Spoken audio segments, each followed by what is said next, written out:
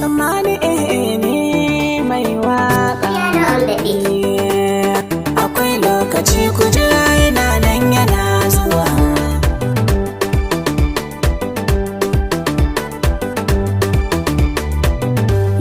Cikin yanayi na gane da babu ne, sanadin Adamu da Hawwa'u aka san da ni, aka same ni har girma ya haske ni ne.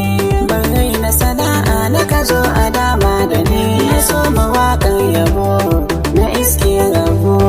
Akwai lokaci tafiya dai tana tafiya cikin lokaci, na nufin na faɗaɗa nazari akan lokaci. Waƙar tunatarwa da so abin da zaci, ƙarami ne ashe lamarinmu ya zanaci. Ban ƙasa gwiwa ba, ina yi ina gaba.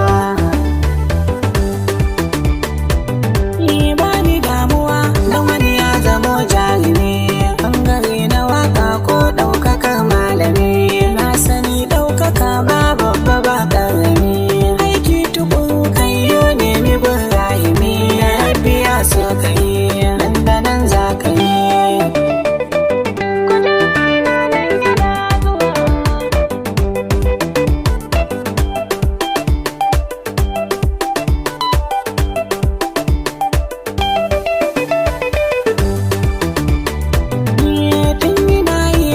Kushe ta ban damu ba, ban daina yin ta ba, kullum ina ci gaba.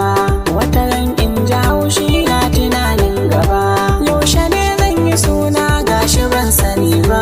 Ma ba zai rasa ba, maganar ban kware ba.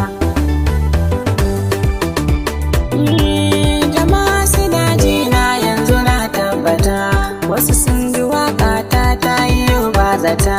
Muryata da hanji ba wuya gane ta, wasu na son gani na ko su ji magana ta. Ina ji da ku, tafiya ta wasai da ku.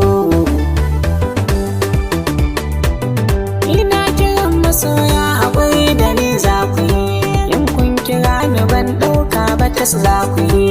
Da yawan lokuta aiki yawa yake yi, kiran waya bila adadin zuwa yake yi. Da ku nake fahari don Allah ku daɗa haƙuri. 08062141438